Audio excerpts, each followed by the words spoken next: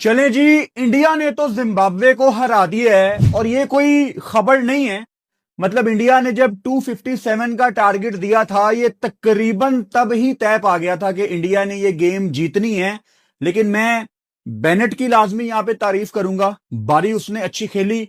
और Zimbabwe obviously आखिर में एक ऐसे टोटल पे फिनिश करता है कि आप कहते हैं कि चलो यार ठीक है, उन्होंने कोशिश थोड़ी बहुत की। लेकिन इतनी गलतियां आज भी जिम्बाब्वे की तरफ से हुई हैं। India by the way semifinal की तरफ अब तेजी से जा चुका है। इंडिया वेस्ट इंडीज को अगर हराती है तो काम बड़ा आसान हो जाता है। वो तमाम सिनेरियोस पे अभी मैं आऊंगा। कल इंग्लैंड और न्यूजीलैंड की भी गेम है। वहां इंग्लैंड अगर बड़े मार्जिन से न्यूजीलैंड को हराए तो इस ग्रुप का आखिरी मैच 28 तारीख को है, परसों, पाकिस्तान श्रीलंका का। तो हमें पहले से ही पता होगा कि पाकिस्तान को कितने मार्जिन से श्रीलंका को हराना है। लेकिन अगर कल न्यूजीलैंड जीत जाती है तो पाकिस्तान श्रीलंका का मैच एक फॉर्मेलिटी वाला मैच होगा। पाकिस्तान टूर्नामेंट से बाहर हो जाएगा। बहुत कुछ है डिस्कस करने के लिए आज। जिस तरह साउथ अफ्रीका ने वेस्ट इंडीज को हराया और वेस्ट इंडीज ने जैसे अपनी पुरानी गंदी क्रिकेट खेली, रिस्पॉन्सिबिलिटी का मुजाहरा नहीं किया। बहुत कुछ है डिस्कस करने के लिए। सबसे पहले इस मैच पे मैं आ जाता हूं। सिकंदर रजा जिम्बाब्वियन कैप्टन, आज दोबारा टेक्टिकल गलतियां थी।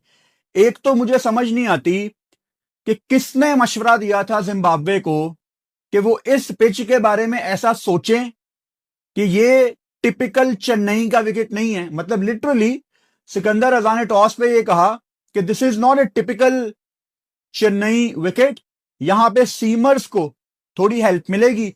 इन्होंने ग्रेम क्रीमर अपने लेगी को ड्रॉप किया और मापूसा को खिलाया। लेकिन मजाल है कि एक बॉल भी जरा सा हिला हो। मतलब एक तो होता है ना, थोड़ा बहुत तो स्किल है यार। Blessing Muzarabani is a very good bowler. Richard Ngarava भी कर लेता है, सीम पोजीशन अच्छी है उसकी। लेकिन एक बॉल भी नहीं हिला, यानी उन्होंने टोटल पिच को मिसरीड किया है। और जब मैंने 3-4 बॉलें देखी हैं, ऑब्वियसली ओपन करने आए थे आज संजू सैमसन और अभिषेक शर्मा। उस पर भी अभी मैं आऊंगा कि ईशान वन डाउन आए। यार इतना सीधा विकेट था, मतलब जिसको कहते हैं ना फट्टा विकेट। इतना इतना बाउंस है, बॉल इतना अच्छा बल्ले पे आ रहा है।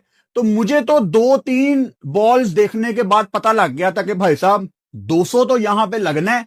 अब उसके ऊपर कितना डैमेज कंट्रोल कर सकती है जिम्बाब्वे, ये हम देखते हैं थोड़ी देर में। अच्छा, चार्ज तो ऑब्वियसली संजू सैमसन ने करना था, बिकॉज आई बिलीव कि संजू सैमसन को ना एक वो रोहित शर्मा वाला रोल दिया गया है, जो 2023 में रोहित जिस तरह खेलते थे, इवन 2024 का T20 वर्ल्ड कप भी जिस तरह उन्होंने अप्रोच किया कि आपने जाके बस थोड़ा सा रूम बना के अपनी गो टू शॉट्स खेलनी है टूवर्ड्स लेग साइड या डीप मिड विकेट। आप ब्लाइंडर नॉक खेलें। अगर ऊपर से संजू सैमसन 25, 30, 35 कर दे तो बाद में आने वाले थोड़ा बहुत टाइम भी ले लेते हैं।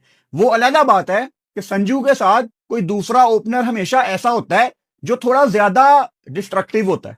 ये अच्छी बात है इंडिया की। अच्छा, हैरानगी मुझे इस चीज की हुई, अभिषेक शर्मा, बल्कि it's not about Abhishek Sharma, इसमें मैं ईशान किशन को भी शामिल कर लेता हूं। ब्रॉडकास्टर भी दिखा रहा है कि ऑफ स्पिनर के अगेंस्ट इंडिया ने कोई 12 विकेटें थ्रो की हैं टूर्नामेंट में।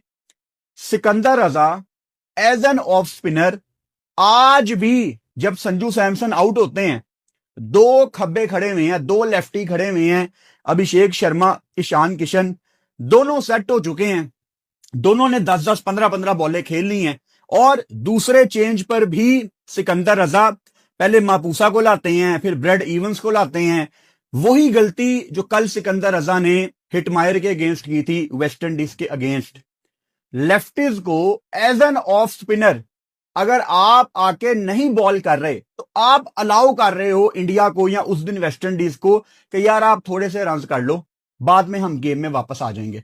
उस दिन हिटमायर के सामने भी रजा नहीं आए and he is the captain. मेरी समझ से बाहर है कि इतना लेट सिकंदर रजा खुद को क्यों लाए हैं। अच्छा, जब आए सिकंदर रजा, ऑब्वियसली हम उस टाइम लाइव बैठे हुए थे, आपने देखा कि पहले ओवर में 4 रन दिए, फिर इन्होंने बेनेट ऑफ स्पिनर दूसरे एंड से भी बाद में लेट जाके ऑफ स्पिनर लाए, उसने भी 3-4 रन दिए। यानी एकदम 3 ओवर्स में इंडिया का रन रेट बैठ गया था और रिलीज शॉट्स नहीं आ रही थी, एंड एक विकेट आपको फौरन मिलता है ईशान किशन का। कितना मुश्किल था। मैं ये नहीं कह रहा कि अगर सिकंदर रजा थोड़ा पहले आ जाते या नए बॉल से बॉल करवाते, क्योंकि अभिषेक आया था ओपनर, तो जिम्बाब्वे ये गेम जीत जाती। नहीं, उनकी नीचे बैटिंग बहुत लंबी थी, हम ये नहीं कह सकते, लेकिन एक शुरुआत होती है ना, आप गेम को अप्रोच करते हो। प्लान गलती की है भाई साहब, प्लान था ही नहीं, विकेट को गलत रीड किया। टॉस जीतकर यहां पे पहले बॉलिंग करना, because India wanted to bat first. अब आई अंडरस्टैंड कि यहां पे ड्यू फैक्टर होता है, लेकिन यार आपको इतनी इंपॉर्टेंट गेम है जिम्बाब्वे के लिए, ऑब्वियसली आप टूर्नामेंट से बाहर हो सकते हैं, आप टॉस जीतकर हमेशा इंपॉर्टेंट गेम में बैटिंग फर्स्ट करते हो।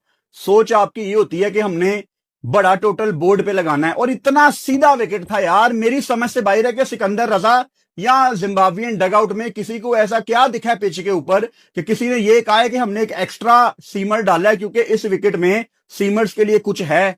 हमें तो नहीं दिखा भाई साहब। और जिस तरह की बॉलिंग, तौबा, उस दिन वेस्ट इंडीज के अगेंस्ट 254 रन करवा दिए, आज इंडिया के अगेंस्ट 256 रन, 2 मैचों में 250। ये तो शुक्र है ये रन कर गए आखिर में बेनेट की बदौलत, वरना क्या अभी भी इतना बड़ा गैप मौजूद है। एंड आई वांट टू से जिम्बाब्वे, आई एम डिसअपॉइंटेड। मैं इंडिया का नाम नहीं लूंगा, मैं वेस्ट इंडीज का नाम नहीं लूंगा, मैं साउथ अफ्रीका का नाम नहीं लूंगा।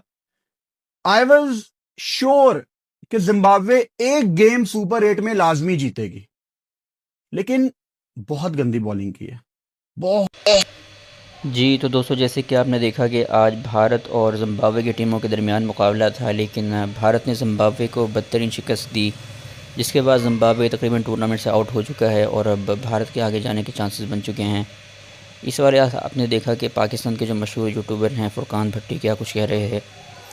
अब पाकिस्तान और जो श्रीलंका की टीमें हैं उनके दरमियान मैच है। अगर पाकिस्तान अच्छा खेल का मुजाहरा करता है और कल इंग्लैंड न्यूजीलैंड को शिकस्त देता है तो पाकिस्तान के चांसेस बन सकते हैं, वरना पाकिस्तान का वापसी का सफ़र होगा। तो ये थी दोस्तों आज की हमारी वीडियो। जैसे कि आपने देखा, फुरकान भट्टी जो पाकिस्तान के मशहूर यूट्यूबर हैं, भारत की जिम्बाब्वे के खिलाफ जीत के हवाले से बातचीत कर रहे थे। मिलते हैं अगली वीडियो में, तब तक के लिए इजाज़त दें। अल्लाह हाफिज़। पाकिस्तान जिंदाबाद।